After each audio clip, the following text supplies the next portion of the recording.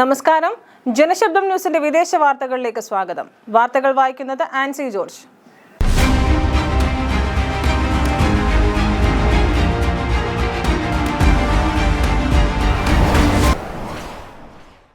കടലിലെ ഖനന നിരോധനം നീക്കുമെന്ന് അമേരിക്കയുടെ നിയുക്ത പ്രസിഡന്റ് ട്രംപ്.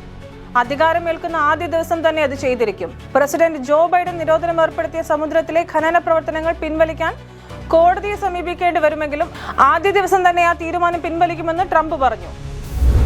കത്തോലിക്ക സഭയുടെ ഉന്നത പദവിയിൽ വനിതയെ നിയമിച്ച ഫ്രാൻസിസ് മാർപ്പാപ്പ. ചരിത്രത്തിൽ ആദ്യമായിട്ടാണ് കത്തോലിക്ക സഭയുടെ താക്കോൽ സ്ഥാനത്ത് ഒരു വനിതയെ നിയമിക്കുന്നത്. മതപരമായ ഉത്തരവുകളുടെ ചുമതലയുള്ള ഡിപ്പാർട്ട്മെന്റിന്റെ ചുമതലക്കാരിയായാണ് ഇറ്റാലിയൻ കന്യാസ്ത്രീ സിസ്റ്റർ സിമോണ ബ്രാംബില്ലയെ നിയമിച്ചിരിക്കുന്നത്. വൻ കാട്ടുതീ. ലോസ് ആഞ്ചലസിൽ നിന്ന് ഹോളിവുഡ് താരങ്ങളടക്കം 10,000 ഓടി രക്ഷപ്പെട്ടു. ഒറ്റ രാത്രി കൊണ്ട് കാട്ടുതീ പടർന്നു പിടിച്ചതിനാൽ 30,000-ലധികം ആളുകളാണ് വീടുകൾ ഒഴിഞ്ഞുപോയത്. നഗരത്തിലെ തീരപ്രദേശത്തുള്ള ഉയർന്ന സ്ഥലത്താണ് കാട്ടുതീ പടർന്നത്. തീജ്വാലകൾ വീടുകൾ വിഴുങ്ങുകയും കുന്നിൻ ചെരുവുകളിൽ പടരുകയും ചെയ്തു.